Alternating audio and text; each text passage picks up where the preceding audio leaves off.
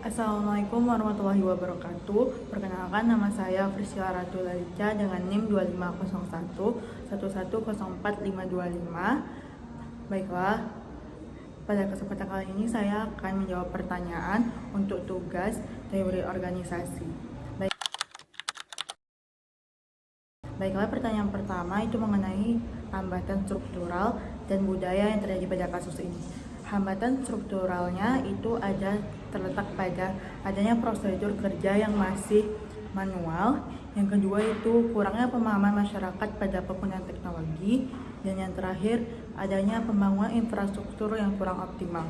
Dan secara budaya, hambatan ini terjadi karena adanya orientasi yang kurang mendukung, kurangnya partisipasi dari masyarakat, dan adanya takutnya kewenangan atau keuntungannya hilang. Pegawai masih menerapkan sistem budaya atau kerja yang lama dan kurangnya transparansi dan akuntabilitas dalam pengelolaan.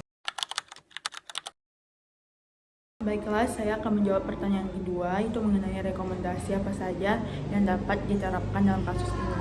Menurut saya, rekomendasi yang dapat saya terapkan di kasus ini adanya penerapan kesadaran pada diri sendiri akan perubahan.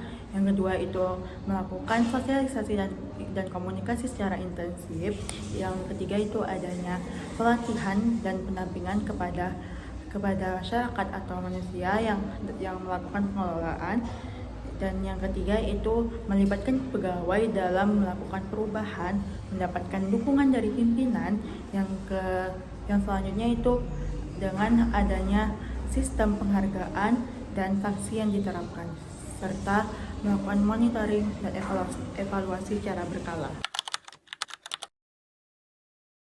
Baiklah, saya akan menjawab pertanyaan ketiga mengenai resistensi dalam kasus ini.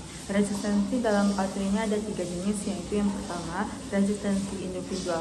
Resistensi individual ini terjadi karena takutnya seseorang itu takut dalam menggunakan teknologi, itu masih ingin menerapkan sistem yang lama.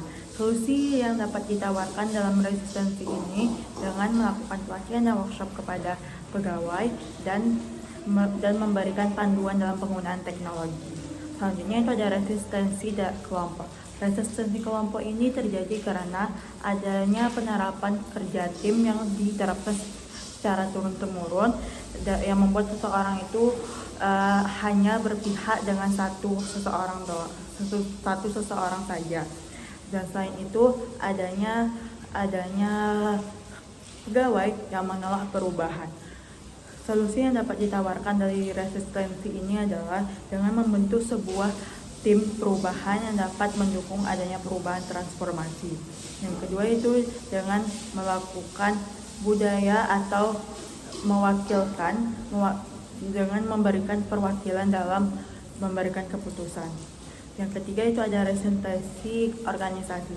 Pada resistensi organisasi ini penyebabnya karena masih banyaknya pegawai yang menggunakan sistem manual, itu adanya infrastruktur dan teknologi yang tidak memadai, serta banyaknya masyarakat ataupun pegawai yang takut akan perubahan.